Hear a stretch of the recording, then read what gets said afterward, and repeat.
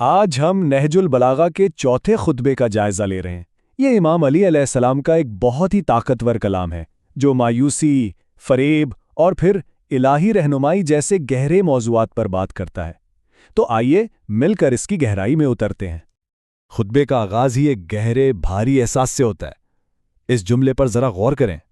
یہ بتا رہا ہے کہ امام علیہ السلام اپنی قوم کی بے وفائی اور نیتوں سے صرف واقف نہیں تھے، بلکہ وہ اس فریب کا جو تلخ انجام ہونے والا تھا اسے بھی اپنی آنکھوں سے دیکھ رہے تھے۔ یہ کوئی پیشین گوئی نہیں تھی، بلکہ ایک گہرے درد کا اظہار تھا، یہ جانتے ہوئے کہ آگے کیا ہونے والا ہے۔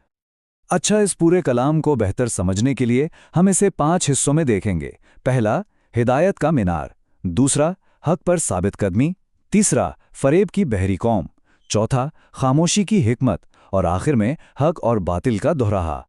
تو چلیے شروع کرتے ہیں ہمارے پہلے موضوع سے، ہدایت کا مینار۔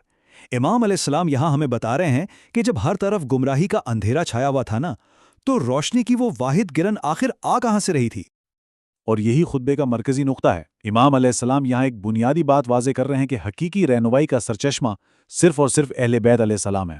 وہ یاد دلا رہے ہیں کہ یہ کوئی نیا دعویٰ نہیں ہے، بلکہ یہی وہ راستہ تھا جس پر چل کر لوگوں نے گمراہی کی تاریک راتوں سے نکل کر ہدایت کی صبح دیکھی تھی۔ یہ تاریخ کی ایک گواہی ہے۔ تو یہ خطبہ ایک طرح سے 2 انتہاؤں کی تصویر کشی کرتا ہے۔ ایک طرف ہے گمراہی کی گھٹا ٹوپ تاریکی، اور دوسری طرف اہل بیت علیہ السلام سے پھوٹنے والی ہدایت کی روشنی۔ امام علیہ السلام کا پورا پیغام دراصل اسی سفر کے بارے میں ہے، اندھیرے سے نکل کر اجالے کی طرف آنے کا سفر۔ اب ہم اپنے دوسرے موضوع کی طرف بڑھتے ہیں، حق پر ثابت قدمی۔ یہ حصہ امام علیہ السلام کے غیر متزلزل یقین اور عزم کے بارے میں ہے۔ یہ کوئی معمولی بیان نہیں ہے۔ ہم سب کی زندگی میں شک کے لمحات آتے ہی رہتے ہیں، لیکن یہاں امام علیہ السلام ایک ایسی کیفیت بتا رہے ہیں جہاں شک کی کوئی گنجائش ہی نہیں ہے۔ ان کے لیے حق کوئی نظریہ یا فلسفہ نہیں تھا، بلکہ ایک ایسی روشن حقیقت تھی جسے ایک بار دیکھ لینے کے بعد اس پر سوال اٹھانا ناممکن تھا۔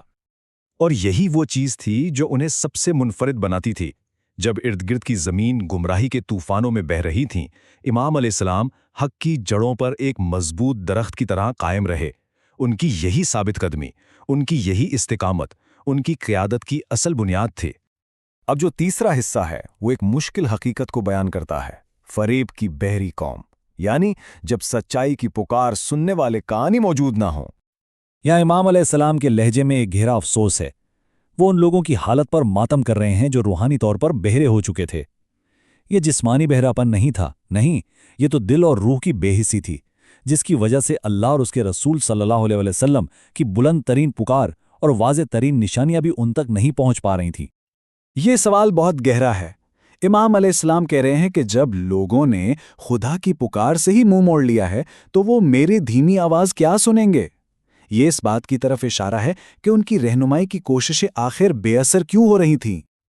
اور یہ نقطہ بہت اہم ہے۔ لوگوں نے اوپر سے تو دین کا لباس پہنا ہوا تھا، لیکن امام علیہ السلام کی بصیرت اس ظاہری پردے کے پار دیکھ رہی تھی۔ وہ ان کے اصلی چہروں اور ان کی چھپی ہوئی نیتوں سے پوری طرح واقف تھے۔ ان کے لیے یہ کوئی راز کی بات نہیں تھی۔ آئیے اب چوتھے حصے کو دیکھتے ہیں، خاموشی کی حکمت۔ یہ ایک بہت ہی دلچسپ نقطہ ہے۔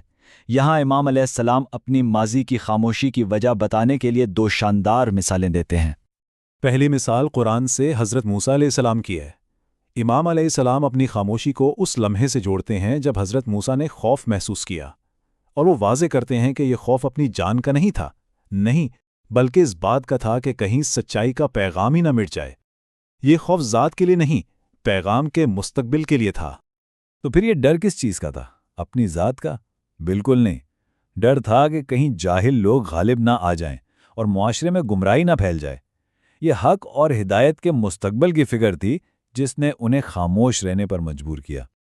اور پھر آتی ہے دوسری مثال، جو شاید اس سے بھی زیادہ گہری ہے۔ جس کے پاس پانی ہو اسے پیاس محسوس نہیں ہوتی۔ یہ مثال اس قوم کی ناقدری کی بہترین عکاسی کرتی ہے۔ امام علیہ السلام کہہ رہے ہیں کہ جس طرح پانی کے چشمے کے پاس بیٹھے شخص کو پیاس یا پانی کی قدر کا احساس نہیں ہوتا، بالکل اسی طرح ان کی موجودگی میں لوگوں کو ان کی رہنمائی کی قدر و قیمت کا اندازہ نہیں ہو رہا تھا۔ وہ ایک نعمت کو نظر انداز کر رہے تھے۔ اور اب ہم پہنچتے ہیں اس خطبے کے آخری حصے پر، حق اور باطل کا دہراہا۔ یہ خطبے کا اختتام ہے۔ جہاں قوم کو ایک حتمی اور سخت انتباہ دیا جا رہا ہے۔ امام علیہ السلام بالکل واضح کر دیتے ہیں کہ اب وہ وقت آ گیا ہے جہاں قوم ایک فیصلہ کن موڑ پر کھڑی ہے۔ اب حق اور باطل کے بیچ کوئی تیسرا راستہ نہیں ہے۔ انتخاب ناگزیر ہو چکا ہے اور بہانوں کی تمام گنجائش ختم ہو گئی ہے۔ اب ہر شخص کو اپنی سمت کا تعین خود کرنا ہوگا۔ تو بنیادی سوال یہ ہے کہ انتخاب کیا ہوگا، سچائی کا راستہ یا جھوٹ کا؟ یہ خطبہ ہر فرد کو اس کی ذاتی ذمہ داری کا احساس دلاتا ہے۔ اور آخر میں یہ سوچنے پر مجبور کرنے والا نقطہ، اس سے بڑا المیہ اور کیا ہو سکتا ہے کہ ہدایت کا چشمہ پاس بہہ رہا ہو اور لوگ اس کے بجائے گمراہی کے خشک کنویں کھودنے میں لگے رہیں۔ یہ سوال آج بھی اتنا ہی اہم ہے جتنا اس وقت تھا۔